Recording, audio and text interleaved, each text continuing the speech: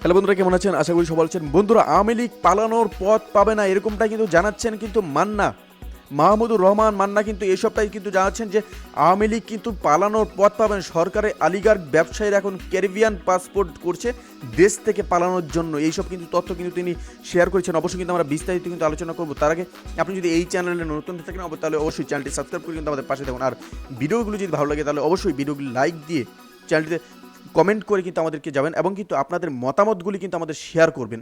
তাহলে কিন্তু অবশ্যই আমরা অনেকটা সাপোর্ট পাই এবং অনেকটাই আমরা জোশ পাই। তাহলে চলো বন্ধুরা, শুরু করা যাক।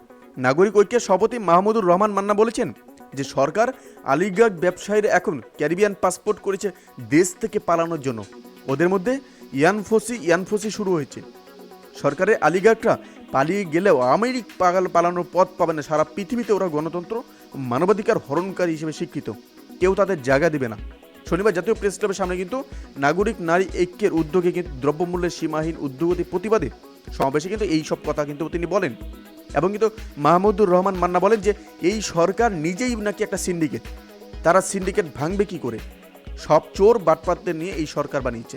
এরা জনগণের সম্পদ লুট করবে আর বিদেশে পাচার করবে। আওয়ামী লীগ সরকারের হাতে দেশ নিরাপদ নয়। এতদিন যারা তাদের সমর্থন দিয়েছে সেই চীন রাশিয়াও চাপ দিতে শুরু করেছে নতুন করে। আবার ঋণ তো দিবেই না, আগের ঋণের টাকা ফেরত চাইছে। সরকারের কাছে ডলার নেই, টাকাও নেই, ব্যাংকেও টাকা নেই। বাংলাদেশ ব্যাংক টাকা ছাপিয়ে দিচ্ছে এস আলমের ব্যাংকগুলোই। আর এইভাবে কিন্তু ওরা বেশি দিন দেশ চালাতে পারবে না। দেশকে পুরোপুরি ধ্বংস করার আগেই এই সরকারকে বিদায় করতে হবে। নাগরিক নারী ঐক্যের সদস্য সচিব ফৌরদৌসী আক্তার সঞ্চালনে কিন্তু সমাবেশে সভাপতিত্ব করেন নাগরিক নারী ঐক্যের আহ্বায়ক শাহনাজ রানু। আর এইসব কিন্তু তিনি কিন্তু বলেন, রহমান মান্না কিন্তু এইসবই বলেন যে তারা নাকি দেশ নাকি লুটপাট করছে, দেশে নাকি পালাচ্ছে, আওয়ামী লীগ নাকি পালানোর পথ পাবে না। এইসব মন্তব্য কিন্তু তিনি করেন। সবাই অবশ্যই এই আপডেট নিয়ে আপনার কি মতামত সেটি অবশ্যই আমাদের কমেন্ট করে জানাতে ভুলবেন না।